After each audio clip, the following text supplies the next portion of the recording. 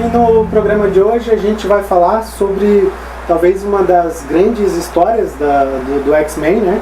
Que é Deus Ama, O Homem Mata, escrita pelo Chris Claremont e desenhada pelo Brent Eric Anderson. Essa aqui talvez seja realmente uma das histórias mais importantes dos anos 80, né? É uma das grandes histórias do X-Men, e não por acaso, né? Ela é feita para isso, assim.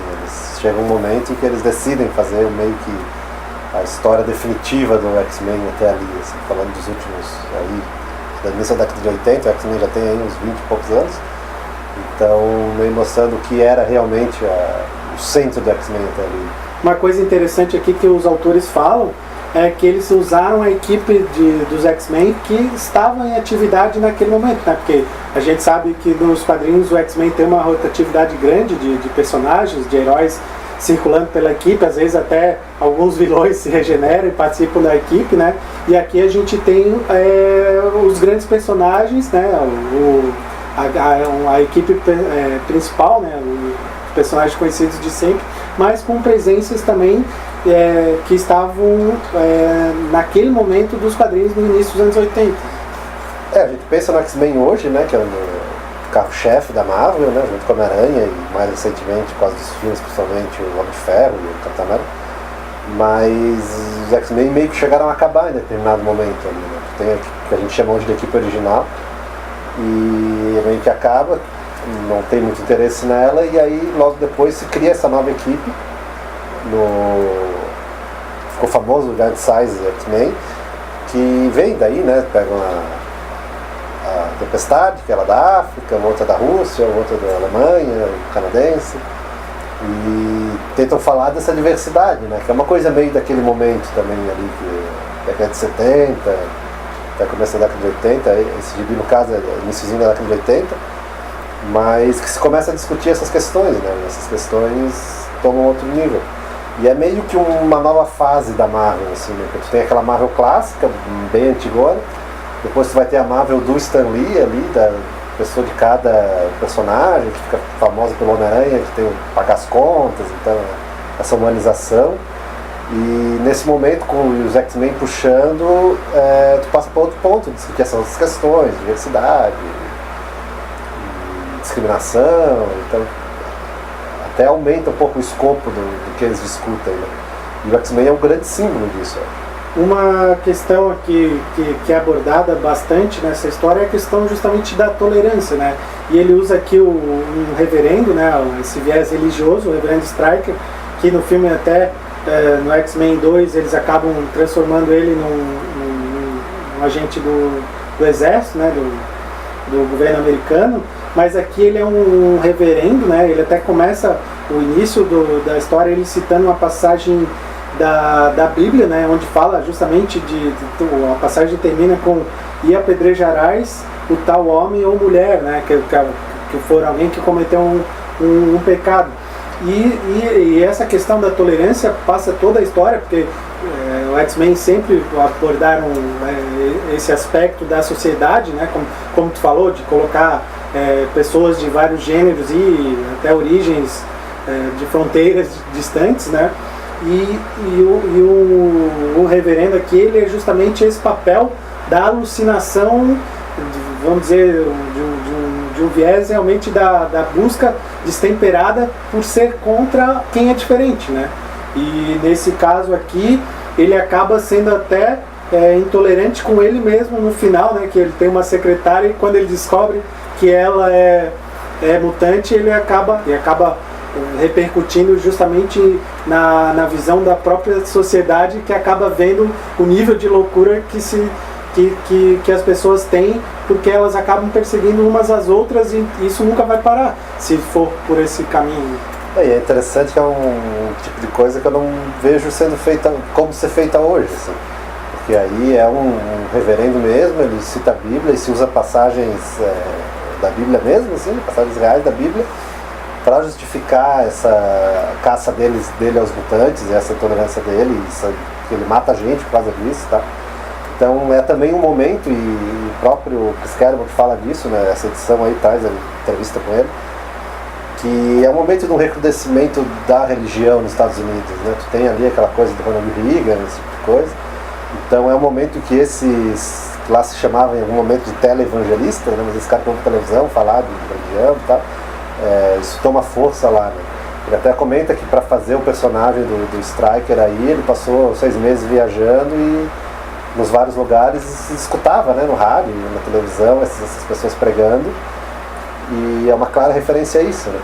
O X-Men tem algumas passagens que é interessante, assim, que tu vê como a sociedade acaba mudando, né?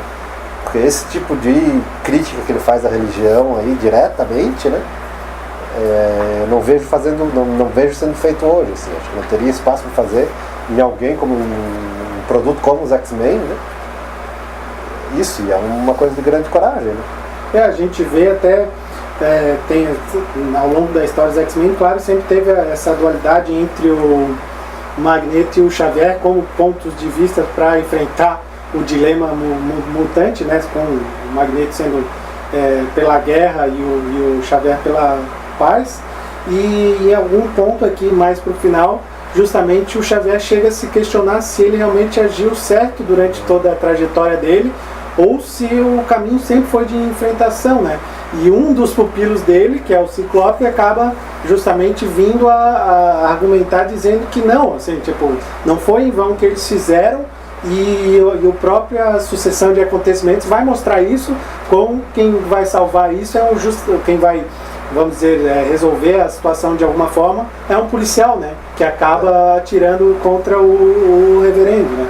E esses lados da lei, das esferas de poder, aliás, como é a religião, como é a lei representada pelo policial, também é uma maneira bastante, vamos dizer assim, honesta e crua que se usava naquele momento e que hoje também seria muito difícil de ser abordada, né? Ele sempre foi sobre a relação com o diferente, né? E essa alegoria do Magneto e do Xavier, que é meio Martin Luther King e Malcolm X, assim. Então, se o caminho é reagir à agressão ou é tentar buscar o convívio, né? E é um negócio que surge, de certa forma, o X-Men surge falando sobre, e ainda no conceito da Guerra Fria, principalmente essa equipe, né? É meio o outro passa a ser no caso aí o russo, um pouco nesse coisa, logo depois já passa para um outro tipo que é mais em relação, e essa revista fala muito disso, seria essa alegoria do negro, né, na sociedade americana. Então já do cara que nasce como e é considerado diferente, começa a ser atacado, e aí tem uma passagem muito forte também que eu não vejo sendo feito outra, que alguém chama a Kitty Pryde de uma humana normal que está lá com a Kitty Pryde de amiga de mutantes, né? Ou algo do tipo. E ela fica revoltada e a pessoa a quem ele se refere é negra. E a Kitty Pryde diz, que você acharia se ele me chamasse de amigo de crioulo, né? Então usando aí no caso no original o nigger, né? Então é um negócio muito sério que ele faz, assim, né? Uma discussão muito séria que eu não vejo sendo feita hoje e que mostra bem o caminho que eles escolheram aí, né? Eu acho que esse foi o grande acerto dessa revista. A revista, até eles comentam aqui que ela originalmente teria a arte do Neil Adams, né? Que talvez fosse até muito mais visual do que ela é, no sentido de ter menos texto, né? Até inclusive ele nessa edição aqui ele traz os esboços, né? Da história que ele já tinha feito, e a gente vê que ela tem bastante ação, assim, né? E o Neil Adams, que é talvez um dos caras mais reconhecidos aí por ter desenhado o Batman também durante bastante tempo, né? Mas esse traço do Grant Eric Anderson, ele é um traço cru que fecha muito bem com essa proposta de debater temas difíceis do Chris Claremont, né? Assim, não é uma arte bonita no sentido assim de atraente, né? Ela não é colorida, assim, tu vê até muitos quadros de fundos neutros, né? Assim, por exemplo, fundos brancos, né? Não tem um chamariz grande para a questão da cor, que é uma coisa muito viva nas histórias em quadrinhos, a questão da cor, que é o que define praticamente as histórias em quadrinhos, né? Principalmente a história de super-heróis, né? E nesse caso aqui, esses tons mais pastéis ou tons mais sérios, assim, menos brilhantes, menos chamativos, acabam fortalecendo ainda mais o roteiro do Claremont. Assim. Que é uma história que, apesar de terminar bem, ela não tem um final feliz, assim, é o tipo de história que não tem uma boa solução, é possível uma boa solução dali. E é densa e sombria e reflete bem. E é uma marca dos X-Men nesse período, né? Se tu pegar, por exemplo, a saga da Fênix Negra, que a gente tem aqui, essa edição não dá pra ver muito bem, que ela é ainda preto e branco, mas tem muito isso, assim, né? Tem muito escuro, tem muito grandes quadros com muito detalhezinho que se misturam, cores escuras, e é muito diferente da fase que vai vir um pouco depois ali, quando tu vai ter aquele os X-Men originais se juntam no X-Factor e tal, que já é bem mais colorida, bem mais do que a gente está acostumado a ver num gibi, né? Então eu acho que capta bem a ideia. Essa aí é a época do Dias do Futuro Esquecido lá, então eles descobrem como vai ser o futuro e é meio inexorável e vai ser assim em ponto, então tem tudo isso, traz toda essa carga, né? E é um momento também que tu tem ali a Guerra Fria, então naquele momento o clima no mundo não estava muito bom, assim, e que depois vai melhorar e vamos ter outra sociedade, e agora na verdade parece que a gente está voltando para alguma coisa nesse tipo.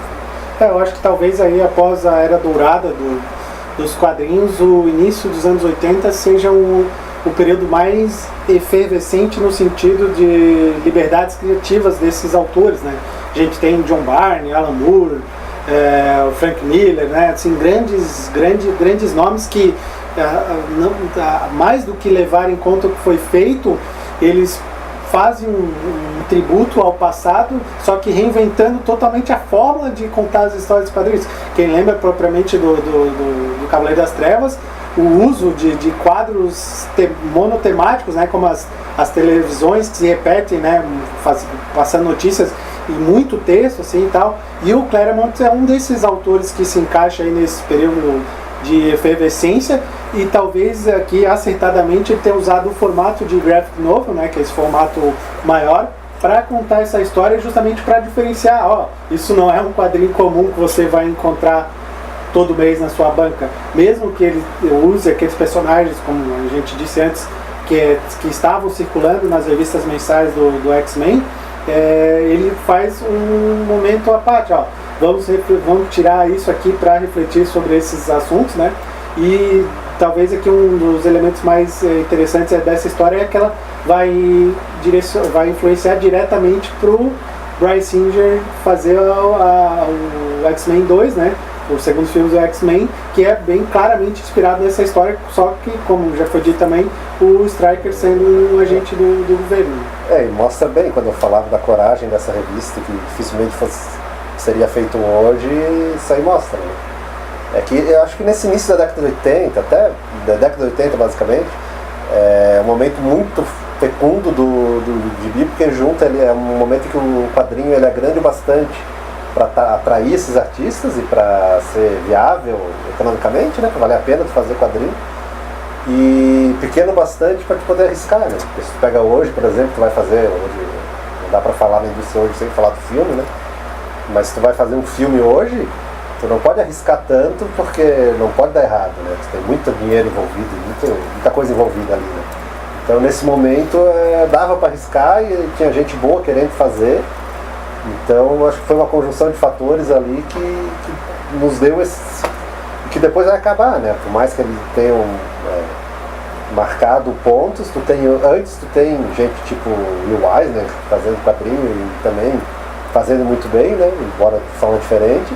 Tu chega esse momento de os caras, Claremont e até Alan Moore, Neil Gaiman, Frank Miller, e depois tu não tem mais nas grandes editoras um caminho como esse hoje, assim, sabe? Tu não vê algumas coisas, algum especial, assim, mas tu não vê mais essa vitalidade que apresentava nesse momento, né? Talvez por isso, talvez por ter ficado grande demais para poder fazer esse tipo de experimentação, ao menos com esses grandes personagens. E a gente fica por aqui e volta no próximo Entre Linhas e Balões. Até lá!